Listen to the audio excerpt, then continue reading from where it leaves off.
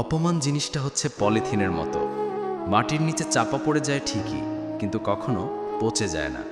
যারা আমায় নিয়ে সমালোচনা করে তাদের আমার খুব ভালো লাগে, কারণ তারা নিজের কথা কম আর আমার কথা বেশি ভাবে। ক্ষমা ঠিকই করে দিয়েছি, কিন্তু আঘাতগুলো কখনোই ভুলব না। ভরসার হাতটা যতই বিশ্বস্ত হোক না কেন, স্বার্থে আঘাত লাগলে ছেড়ে যেতে সময় লাগে না। মানুষকে নিয়ে এত ওভার কনফিডেন্স দেখাবেন না। মানুষ শুরুতে যেমনটা দেখায় শেষে তেমনটা থাকে না। অবহেলা বোঝানোর জন্য ভাষার প্রয়োজন হয় না, ব্যবহারই যথেষ্ট।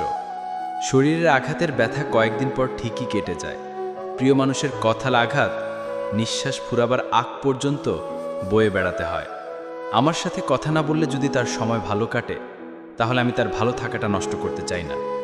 স্বার্থ থাকলে ময়লা কাপড় থেকেও সুগন্ধি আসে, আর স্বার্থ ফুরিয়ে গেলে সুগন্ধিযুক্ত কাপড় থেকেও দুর্গন্ধ আসে। জীবন আমাকে দুটো জিনিস শিখিয়েছে। প্রথম হলো নিজেকে নিয়ে খুশি থাকা, দ্বিতীয় হলো আল্লাহ ছাড়া কারো প্রতি বিশ্বাস না রাখা।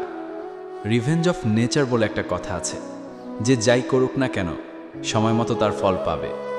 মানুষ চিনতে শিখে গেলে কারো প্রতি কোনো অভিযোগ থাকে না, তখন মনে হয় দূরত্বই শ্রেয়।